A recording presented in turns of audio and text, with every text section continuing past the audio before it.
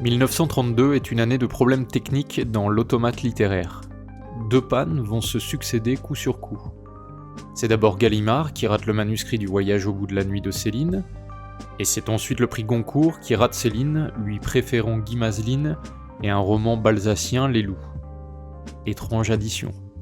D'autant plus que chez l'éditeur, comme chez les jurés, on se rend immédiatement compte qu'on a peut-être trop longuement soupé avant de prendre le fait littéraire au sérieux. Petite éclipse de conscience menant vers d'importantes conséquences. On sait que chez Gallimard, c'est surtout à cause de Gaston que le manuscrit leur échappe. Peu convaincu, il se laisse toutefois raisonner par ses lecteurs, mais donne des conditions. Retouche, coupe, suppression. De Noël est plus rapide et s'empare du pain pour un siècle de littérature, comme l'a écrit Céline dans sa lettre accompagnant l'envoi. Du côté des Goncourt, quelques mois plus tard, Lucien Descaves, Léon Daudet et Jean Ajalbert votent pour Céline, comme ils l'avaient annoncé en interne quelque temps plus tôt. Mais les frères Rosny, qui semble-t-il devaient donner leur voix au voyage, changent d'avis au dernier moment. 6 voix pour Mazeline et 3 pour Céline. L'affaire est pliée dès le premier tour. Lucien Descaves, coutumier des furies, claque la porte. Une nouvelle fois. On essaye de se justifier, de se racheter, c'est peine perdue. Certes, le Voyage au bout de la nuit ne faisait pas l'unanimité, notamment en raison d'une certaine vulgarité, mais tout de même, il s'agissait peut-être bien là de la voie de la modernité, et à tout le moins, d'un ouvrage d'une grande et scabreuse originalité. C'est ainsi que le résultat va faire grand bruit. On s'écharpe dans la presse, on s'accuse, on s'insulte, on use de droit de réponse et finalement, on porte plainte. Descaves sous-entend que toute cette affaire est politique, que les amitiés entre l'édition et la presse sont suffisantes pour imposer les choix. Dans Crapouillot, un journaliste accuse Rosny aîné de vendre chaque année sa voix. Un autre journal parle de complot mené par Roland d'Orgelès, autre membre du jury Goncourt. C'est ainsi que ce dernier, et Rosny, porte plainte. Nous sommes au mi-temps de l'année 1933. L'affaire Céline se porte à merveille. Une chose est donc certaine pour les grands Manitou des lettres. Pour cette nouvelle année, il ne faudra pas se tromper. L'Académie doit taper fort et surtout doit taper juste. Vient donc le temps des candidats pour la cuvée 1933 et l'on trouve parmi eux des débutants comme des auteurs confirmés. Des noms dont on se souvient aujourd'hui et d'autres qui ont disparu. Chez les premiers, il y a par exemple Marcel Aimé, Paul Nizan, André Malraux, Gabriel Chevalier. Chez les seconds, Jean Blonza, Roger Coudert, Charles Bréban, Pierre Nérac. Les 2 derniers sont d'ailleurs des débutants. Premier roman, Charles Bréban a 44 ans, Pierre Nérac 35. Peu ou prou comme Céline qui en avait 38 au moment de son couronnement par le Renaudot l'année précédente. Même âge d'ailleurs que Georges Bernanos quand il publia Sous le soleil de Satan en 1926, lui aussi recalé par le Goncourt parce qu'il s'était déjà écoulé trop d'exemplaires en décembre, au moment de la délibération finale. 1933 pourrait-elle être encore l'année d'un débutant tardif ? Plus précisément, l'année d'un débutant tardif que les jurés auraient encore raté. Gallimard présente 4 poulains. Roger Coudert, André Malraux, Marcel Aimé et Pierre Nérac. Certes, l'éditeur a raflé la mise en 1932, mais c'est une victoire plus symbolique qu'il vise cette année. Avoir su accepter le bon manuscrit. Il faut donc se tourner vers le seul débutant qu'il présente, Pierre Nérac, illustre inconnu des steppes ardennaises qui a proposé à l'éditeur un manuscrit jamais vu. À ce propos, les choses ont l'air de prendre une tournure que l'on connaît bien dans la presse. Comme pour Céline, les journalistes ne font pas dans la demi-mesure à propos d'un roman au titre étrange et connoté, L'indifférence perdue. On peut même lire parfois à la recherche de l'indifférence perdue. Pour les uns, c'est une horreur absolue, la logorée d'un fou sans doute. Pour d'autres, c'est la marque du génie et d'un écrivain en avance sur son temps. Oublieuse postérité, épisode 26. Un Céline lyrique. C'est en janvier 1933 que Pierre Nérac sort de l'ombre. Né à Safed en 1898 d'un père allemand, qui a été, semble-t-il, médecin en Judée, de son vrai nom Naftali Cohen, volontaire dans l'armée anglaise à la fin de la guerre, étudiant en droit en France, c'est finalement, après une vie mouvementée, en 1928, qu'il échoue, avec 35 francs dans sa poche, à Guesponsart, dans les Ardennes, où il devient médecin. Là, entre deux consultations, il écrit son roman. C'est à Jean-Paul Vaillant, le fondateur de la revue La Grive, que Pierre Nérac présente le premier son roman. Ce fut une révélation en coup de foudre. Les phrases que j'entendis alors, les phrases aux intonations sonores et chaudes qui résonnèrent alors à mes oreilles, avec l'accent même de la pensée, se présentant aussi palpable que la pulpe d'un fruit, n'étaient que des éclairs annonciateurs de l'œuvre dont nos lecteurs ont le privilège insigne de lire les premiers quelques fragments. Le mois suivant, le manuscrit est présenté à la NRF, et Jean Paulhan ainsi que Gaston Gallimard l'acceptent.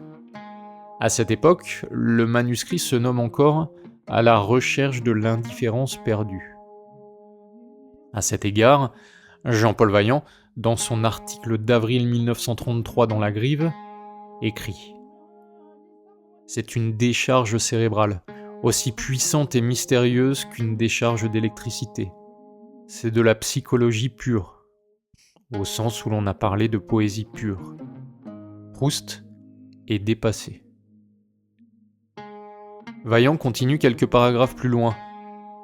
Comment, maintenant, classer Pierre Nérac ? Peut-on le classer ? D'abord, est-il un réaliste ou un visionnaire ? On posera la question, au fond assez vaine, à son sujet, comme on l'a posé maintes fois au sujet de Céline. On pourrait répondre que Pierre Nérac est réaliste dans ses visions. Mais puisque le nom de Céline est venu sous ma plume, je dois dire que si, à mon avis, le voyage au bout de la nuit témoigne d'incontestables dons, est animé d'une flamme ardente et a eu le mérite de battre le flot d'une mer trop calmée, la vague a emporté dans son remous trop de boue, plus de boue que d'art, et qu'elle nous mène à un cul-de-sac. Au contraire, à la recherche de l'indifférence perdue, aboutit à une philosophie. D'autre part, autant le style de l'un est trivial, autant celui de l'autre est lyrique. Et bien que Nérac répète volontiers « Céline et moi, nous sommes de la même classe, pas du même régiment », ils n'ont de commun que leur tempérament et leur profession. Quelques mois plus tard, les prétendants aux différents prix littéraires de chaque maison sont identifiés. Dès le mois d'octobre, les premières coupures de presse s'intéressent à ce médecin inconnu des Ardennes, ce Pierre Nérac, dont on dit qu'il a emprunté le prénom à l'écrivain Pierre Benoît, et le nom en usant d'une anagramme du grand dramaturge Racine. Pour bien comprendre l'intensité des réactions et la lutte qui s'engagea entre partisans du génie et partisans du poseur, voici réunies quelques coupures de presse des deux camps. Des coupures choisies à la volée parmi les dizaines disponibles, tout en respectant l'ordre chronologique. Ce qui frappe d'abord à la lecture, c'est une extraordinaire richesse verbale, une abondance d'images et un sujet toujours à égale distance du rêve, d'une certaine imagination poétique et d'une possible réalité. Entraînés par un torrent sans fin qui roule en accrochant quelquefois des pierres, ces images représentent certainement le seul moyen d'expression possible pour l'auteur. C'est le premier roman de ce genre qui ne soit pas une imitation de Giraudoux, parce que Pierre Nérac use des trouvailles de Giraudoux comme de lieux communs devenus classiques. En ce sens, son livre est en avance, écrit François de Roux dans l'Intransigeant le 29 octobre. Dans La Liberté du 13 novembre 1933, Robert Camp écrit « C'est le premier roman que publie monsieur Pierre Nérac. Il témoigne de dons remarquables et d'une intelligence hallucinée. Il porte les stigmates du roman d'après-guerre, du style surréaliste, du désordre lautréamontien et de la hantise luxurieuse. »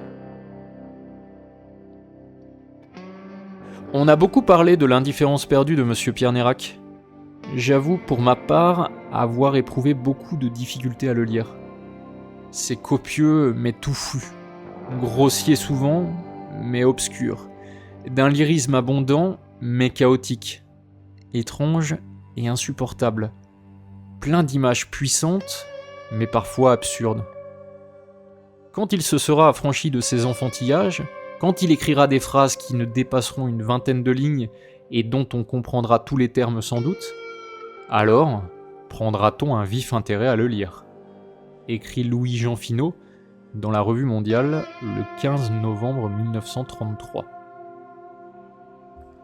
Évoquant l'indifférence perdue dans Marianne le même jour, Ramón Fernández écrit « On ne se douterait guère que ce nouveau franc-tireur du roman ressemble, en effet, à Monsieur Céline par bien des traits. Il en diffère aussi, heureusement. Monsieur Céline est plus dru, plus direct, plus réaliste et plus critique.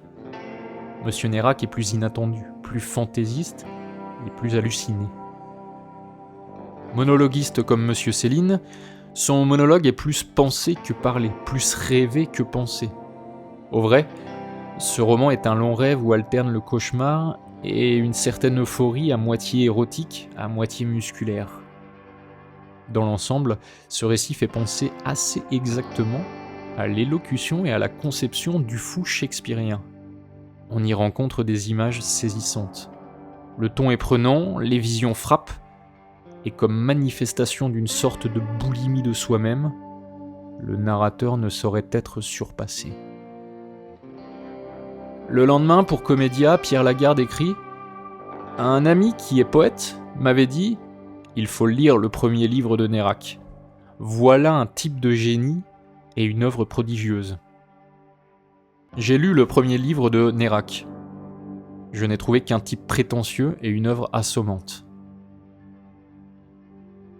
Paul Morand, enfin, dans une habile chronique à l'Excelsior à propos des moins de 25 ans et de la littérature, suppose qu'après, je cite, « le nihilisme et le pessimisme des époques heureuses », la crise va probablement nous apporter par réaction la gaieté, l'optimisme, la victoire, le retour à la noblesse et à l'amour de vivre.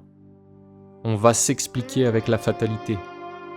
Ce que viennent de publier certains jeunes, Thierry Molnier et son Nietzsche, Pierre Nérac et son indifférence perdue, est très caractéristique. Après les cris héroïques du désespoir, je les vois prêtes à accueillir la vie difficile. Le retour des jeunes intellectuels aux valeurs d'aristocratie, du risque et de violence est évident. Pour couronner tout ce grabuge, Marianne va même jusqu'à publier 2 semaines avant le résultat des prix, un pour ou contre l'indifférence perdue, compilant des petites phrases issues d'une dizaine de chroniques. On le voit, c'est encore la noble époque des critiques qui confinent à l'essai, des humeurs qui ne cherchent pas le bon mot, mais la justesse et une certaine sincérité littéraire. C'est en somme un temps où l'on cherche à savoir où devrait aller la littérature. Doit-elle continuer d'honorer le naturalisme vieillissant tout en y ajoutant les flux anglo-saxons ? Ou doit-elle continuer d'assassiner Anatole France, creuser toujours plus loin dans le dérèglement des sens, se soustraire au règne de la logique, comme l'écrit André Breton, et devenir un rêve éveillé aux portes du surréalisme ? Bien entendu, pas une seconde Pierre Nérac n'hésite. Dans le seul article de sa plume que j'ai retrouvé, intitulé « Éloge du lyrisme », qui est la retranscription dans le numéro 23 de la revue La Grive d'un discours prononcé au banquet des écrivains ardennais à Charleville le 22 octobre 1933, il expose une partie de son art poétique, fossoyeur et révolté, à l'image de sa prose romanesque. Mais le naturalisme, quelle erreur ! De n'importe quelle façon, à n'importe quel endroit, Chaque fois que l'homme a affaire avec la nature, il est vaincu. Il a le dessous et devient petit. Il ne faut pas avoir affaire avec la nature. Rien ne peut en résulter pour l'esprit, ni pour l'homme. La nature est sans intelligence. Elle est aveugle, meurtrière. Elle est notre mort. Zola, Flaubert, Maupassant, ils ne savent pas. Ils ne veulent pas savoir que ce n'est pas à nous, à la pensée, de se soumettre pour l'expression, mais que c'est au mot de s'asservir à la pensée. Les peintres, les sculpteurs le savent. Lisez Maupassant, remarquez sa précision. Est-ce qu'il y a de la précision dans la nature ? De la description ? De la symétrie ? De l'arrangement ? Du style ? De la vérité ? De la confiance ? Est-ce que la nature nous fait crédit ?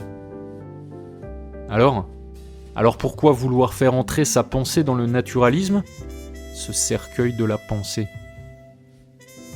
La défaite de 70 n'a-t-elle pas pour cause le manque de lyrisme de Napoléon III ? On a soutenu que le lyrisme est un accident en France. On a dit et on a répété que le français préfère la perfection à l'originalité, l'équilibre à la force. C'est faux. L'erreur dérive de la confusion entre lyrisme d'action et lyrisme d'esprit. Définissons le lyrisme et le lyrique. Le lyrique ne consent pas à être, ou plutôt, c'est un révolté contre la mort.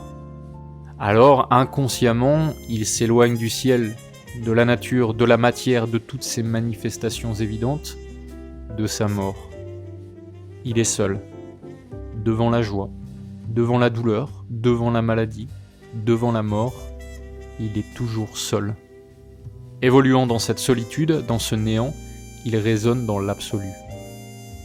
Mourir, c'est consentir à mesurer sa vie à l'aune de la matière. Le lyrique a une sensation, une pensée, un sentiment, alors il attend.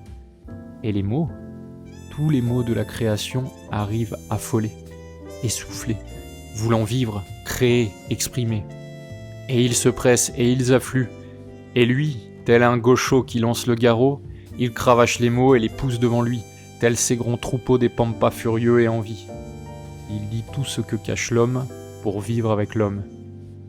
Il rend verticale l'horizontalité de la littérature. Une chose est absolument certaine, Pierre Nérac ne ment pas. Il ne se laisse emporter par une certaine emphase ou rattraper par l'émotion.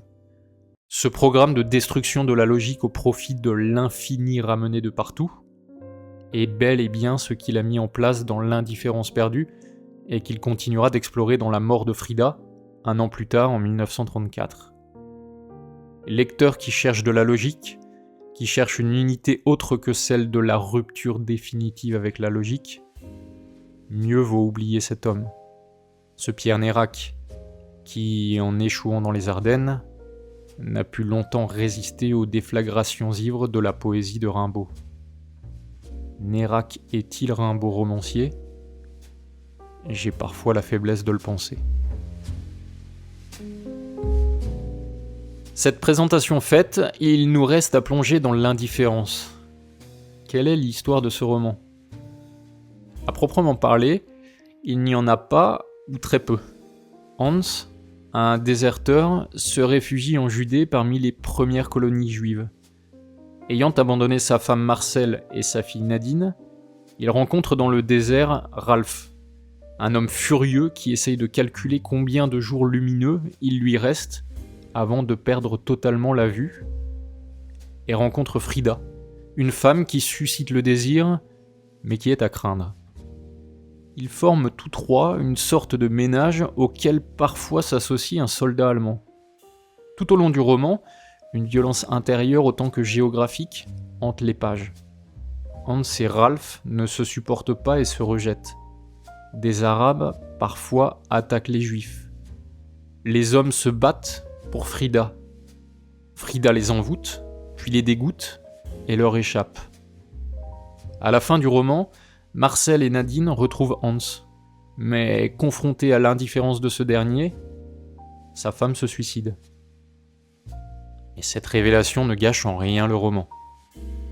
En effet, le roman se gâche tout seul, méthodiquement et sans répit. C'est une entreprise de démolition qu'a entrepris Nérac. Démolition de la raison, démolition des codes usuels, démolition de l'histoire, de la trame romanesque, de la langue. Son roman, en s'érigeant puissamment, se saborde tout aussi furieusement. On admire autant les métaphores imprévisibles qu'on exècre ses personnages qui cherchent sans cesse la contradiction. On admire autant la fougue, qui jamais ne cesse, mais l'on s'impatiente car aucun véritable enjeu ne prend forme. Nous sommes devant un caprice d'artiste, nous sommes devant ce qu'aurait pu être l'homme s'il cherchait sans cesse à créer plutôt qu'à élaborer. Nul plan, nulle fondation chez Nérac. Rien que le matériau brut auquel il manque un ingrédient pour que la bâtisse passe les siècles. Ciment sans sable du roman. Grande cité abandonnée au milieu du désert. Elle brûle sans discontinuer, mais personne ne s'émeut de l'incendie. À vrai dire, on admire surtout un roman qui semble presque entièrement s'inféoder à l'histoire littéraire. C'est-à-dire qu'il est impossible ou presque de le relier à des prédécesseurs, de remonter le fil logique de ses aïeux pour déterminer quelles furent les empreintes de Nérac. On ne les détermine que difficilement sur l'aspect littéraire et pas plus aisément sur les autres aspects, historiques, politiques, religieux ou philosophiques. Nérac tombe de Judée ainsi que le premier impie en Terre Sainte, ou le premier apôtre en pays barbare. Habituellement, il n'y a qu'à attraper la main d'un auteur pour y déchiffrer les lignes de vie. On étouffe, presque, tant il est aisé de déchiffrer l'héritage plus ou moins avoué d'un auteur. D'ailleurs, de qui pouvons-nous, au XXe siècle, faire le même constat ? Céline fait éventuellement partie de ces rares astéroïdes pour le style, mais moins pour le contenu de son roman. Et voilà que mon intuition se dilue. Je ne trouve aucun autre écrivain dans cette posture. Raymond Abellio, peut-être. Aussi n'est-ce pas à cette aune que l'on sait avoir rencontré un écrivain d'une importance capitale ? Et qui sait si à l'égard de Nérac, nous ne nous trouvons pas dans la même position que les contemporains vis-à-vis des poèmes de Nerval, de Baudelaire ou de Rimbaud, écrit André Franck dans Germinal. Le jour arriva, monotone, blanc, solo de dos, enseigne de water closet dans un bateau, quand les vagues ressemblent à des montagnes et que l'on veut vomir. Dégoût de nourriture et surtout de viande, après une grippe de l'estomac, bataillon d'ours morts, faute de froid, linceul vide. Voilà le matin à sonnerie interminable. J'étais encore allongé sur la table, je me relevais en hâte et je regagnais la ville, à la recherche d'un hôtel. Joppé était devant moi, ressemblant à un immense vase de chambre, en bonnet de nuit. Une caravane de chameaux, avec leur cargo de caisses d'oranges, s'en allait en se balançant vers le vieux port, là où les filles publiques arabes rivalisent avec les égouts de la ville, vivant côte à côte, toutes les deux vertes, toutes les deux d'odeur ammoniacale et soufrée. Leur marche est synchronisée par les cloches attachées autour de leur cou. Sonneries monotones, grelottantes, faraudes, qui font se demander lequel des deux est réel. Si cette musique est la conséquence de la marche, ou si cette marche est le corollaire de cette musique. Caravane de chameaux qui passe. Tu laisseras en moi la nostalgie de ton existence, qui, traversant ce désert et ce mirage, projette ton ombre parlante sur l'écran blanc du sable. Cinéma des animaux, leur lanterne magique, distraction donnée à leur ennui. N'y a-t-il pas déjà les mêmes transformations déformantes, les mêmes transportations déviées dans les autres domaines de la vie ? Dans un hall d'hôtel, quand vous êtes fatigué, que vous buvez distraitement votre café crème. La musique de la caissière dactylographe ne devient-elle pas cette jeune femme blonde et gracieuse ? Ne la remplace-t-elle pas, puisque votre cœur les confond et croit que jamais il n'y aura aucun changement dans le sens contraire, et que jamais il ne retrouvera, quand le travail sera achevé, un être humain, une tendresse de femme. Je regarde les passants, leur façon de se mouvoir et les différents aspects qu'ils prennent selon leurs attitudes. Ils font des mouvements. Décapités, ces mouvements disparaîtraient, car alors cela serait du sport de grand luxe. J'ai lu L'indifférence perdue et dans la foulée la mort de Frida. Me manque la jeunesse d'Elias parue 20 ans plus tard grâce, semble-t-il, à l'appui d'Albert Camus, mais qui est introuvable. Que peut-on donc dire, un siècle plus tard, de cette œuvre ? Eh bien, je crois pouvoir affirmer que Pierre Nérac a touché aux limites du romanesque. Sans doute est-il bien plus poète que romancier. Et jamais l'auteur ne parvient à s'extraire de la logorée. En ce sens, ses romans sont ratés. En revanche, ils valent par l'expérience. Un jusqu'au-boutisme forcené. Un total désintérêt de son propre lecteur. Une sensibilité à nul autre pareille. Les raisons de le lire sont nombreuses. Je crois pouvoir affirmer que c'est une expérience. C'est d'ailleurs l'antithèse d'une littérature qui s'amincit, qui dégrossit, qui ne garde que l'os, qu'un os tellement poncé qu'il casse sous nos dents et nous laisse le désagréable goût de l'indifférence en bouche. Avec Nérac, c'est toute la matière qu'il nous reste, toute la matière que nous devons ingurgiter. Eau, viande, tendons et nerfs. Ce sont toutes les dimensions de la conscience qui s'additionnent et toutes les invraisemblances de la temporalité. C'est d'ailleurs ce qu'il écrit et ce qui le perd. Je cite : « Je me souviens de tous ces détails et il me semble que cette réalité du passé est un rêve du présent, une complication du réel. » On sait l'empreinte que Céline a laissée. On sait celle que Nérac n'a pas laissée. Encore que, en cherchant bien, des poètes comme Mathieu Messager, Luc Bérimont ou Mathieu Bénézet sont aussi les enfants de Nérac. L'ont-ils lu ? Qui sait ? Peut-être sont-ils des enfants qui ne savent pas qu'ils ont un père de plus. Un mot enfin à propos des prix de 1933. Charles Brébant, le débutant de 44 ans, remporta le Renaudot. Passe de 3 pour de Noël, après Céline et Philippe Héria. Ce n'est pas avec Pierre Nérac que Gallimard gagna cette année-là. C'est évidemment avec André Malraux et La condition humaine.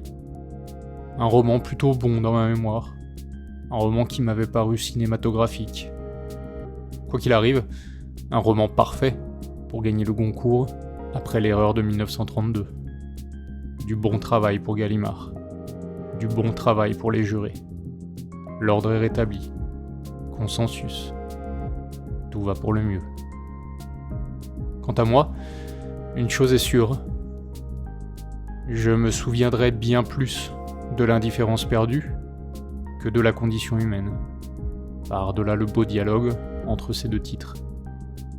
Mais sans savoir pourquoi. Et c'est peut-être la meilleure gloire posthume que l'on peut faire à ce mystérieux roman.